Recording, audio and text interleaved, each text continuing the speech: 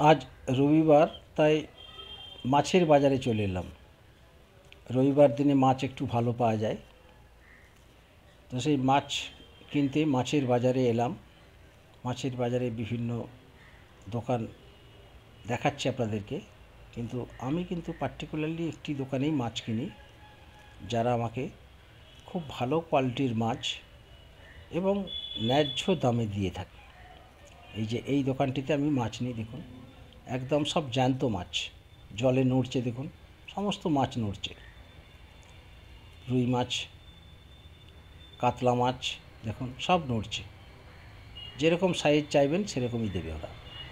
তার সাথে জ্যান্ত চিংড়ি, এই যে দেখুন এটা 4 কিলো 4.5 কিলো সাইজের কাতলা মাছ, কিন্তু এত বড় মাছ আমি কখনোই কিনি না, কারণ এত বড় মাছ খাওয়াটা উচিত নয়। আমার তো বয়স্ক লোক আমি, সুতরাং আমার তো খাওয়াই যাবে না এত বড় মাছ। তো আমি একটা 2 কিলো 300 সাইজের মাছ নিয়েছি। তার সাথে গলদা চিংড়ি নিয়েছি, জ্যান্ত, দেখুন একদম জ্যান্ত গলদা চিংড়ি। বেছে বেছে একটু বেশি নিয়ে ফেললাম, 900 গ্রাম চিংড়ি নিয়ে ফেলেছি। খাবো 3 দিন 4 দিন ধরে খাবো, বেশি না।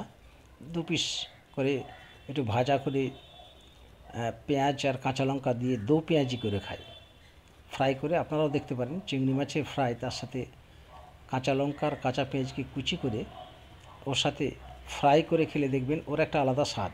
যদিও চিংড়ি মাছের অনেক প্রিপারেশান হয়, দেখুন ভেটকি রয়েছে, এটা লোকাল ভেটকি, এই ভেটকির অতটা স্বাদ নেই, এটিকে বলে ভোলা ভেটকি বলে। তো এই ভেটকি খেয়েছি, কিন্তু এই ভেটকি অতটা ভালো লাগে না। আমার যেটা ভালো লাগে জ্যান্ত রুই মাছ, একটু বড় সাইজ হলে, একটু বড় সাইজ দরকার, কারণ এই মাছগুলোতে কাঁটা হবে প্রচুর, যার জন্য এই মাছ নিই না আমি। সেই জন্য কাতলা মাছ নিয়েছি আজকে, একটি কাতলা মাছ নিয়েছি। 3-4 দিন আমি আমার আর মাছ কিনতে হবে না। তার সাথে চিংড়ি মাছ নিয়েছি, তো কাতলা চিংড়ি মিলিয়ে মিশিয়ে খাবো এখন 3-4 দিন ধরে। তো যেহেতু রবিবার, সেহেতু মাছের বাজারটা আজকে করে রাখলাম। তো আশা করি আপনাদের ভিডিওটি ভালো লাগবে। ভালো লাগলে একটি লাইক দেবেন।